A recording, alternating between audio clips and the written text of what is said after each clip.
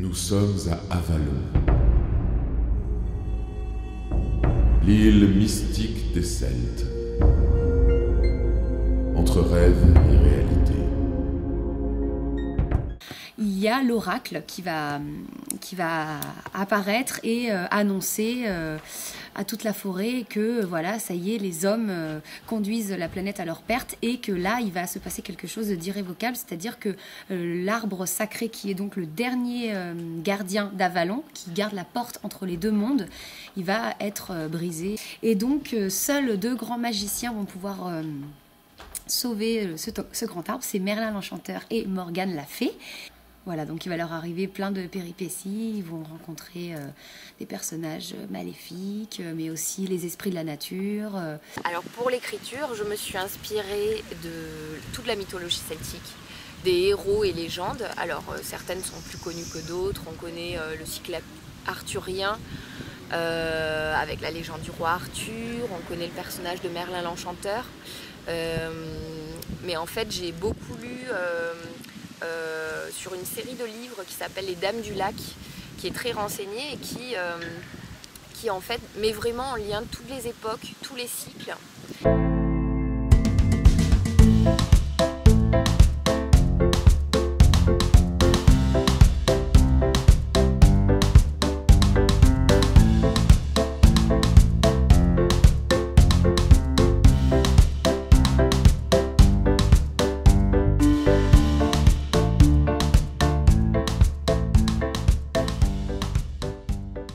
M'occupe en fait de la création musicale du spectacle.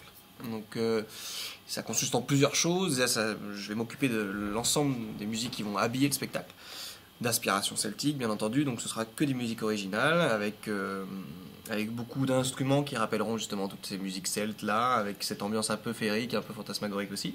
Indépendamment de la musique, je vais aussi être comédien sur scène. En l'occurrence, je vais interpréter plusieurs rôles. Le premier, ça va être Merlin, en fait, Merlin l'Enchanteur que tout le monde connaît. À ceci près qu'il y aura une petite différence, c'est-à-dire qu'effectivement, je vais commencer avec Merlin, mais qui va devoir en fait, pour sauver le royaume d'Avalon, il va devoir en fait se retransformer en humain. Et c'est à ce moment-là qu'il va se transformer en grand-père. Alors Janus, un petit problème d'identité, c'est-à-dire qu'en fait il a deux visages. C'est un personnage qui a deux visages.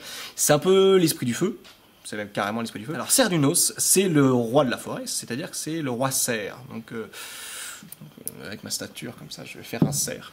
Formidable. Donc lui, c'est un caractère un peu particulier parce que c'est un tombeur, on va dire, voilà, c'est le roi des cerfs, c'est un peu le séducteur, hein, qui va venir parler de manière très suave, un petit peu féminine, qui va venir justement prendre quelques biches dans la forêt et les protéger, bien entendu.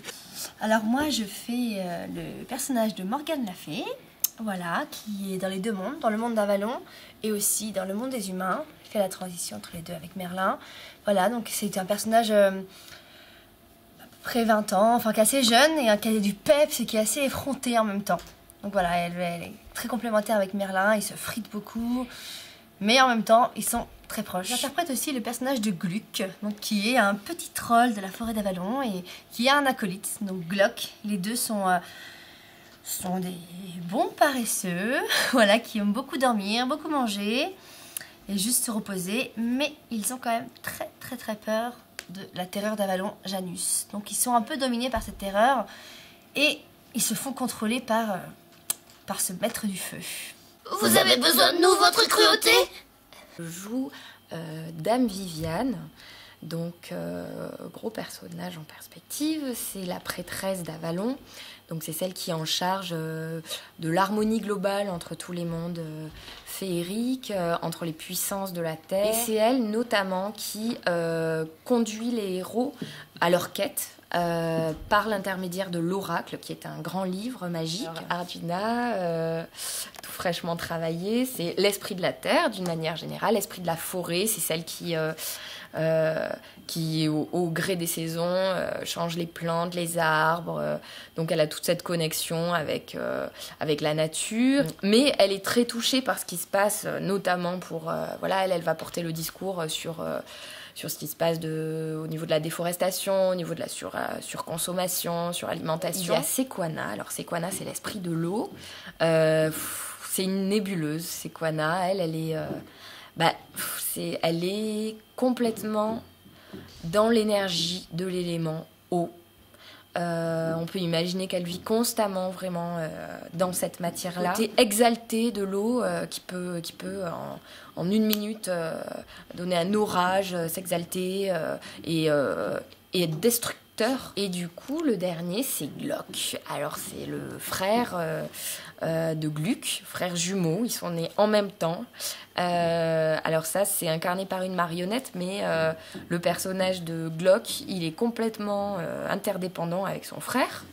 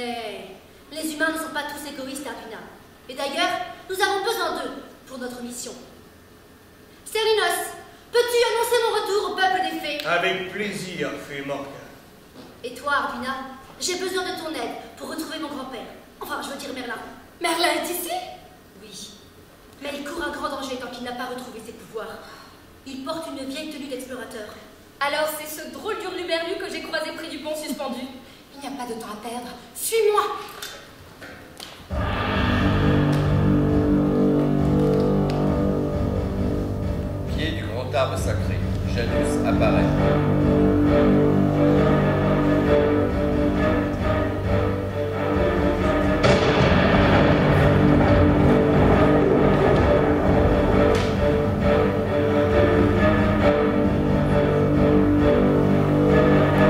Montrez-nous, mon incapable! Qu'est-ce que j'apprends? Morgane a déjà retrouvé son pouvoir magique.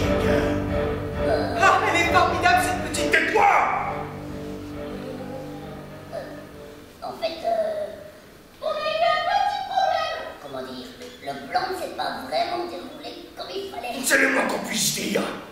Allez! Entrez dans vos cachettes. Je vais m'en occuper personnellement. Il faut tout faire soi-même ici. S'occuper de quoi? Bien de Merlin, évidemment. Encore? Mais je croyais que tu avais laissé tomber ça. Laissez tomber le pouvoir suprême.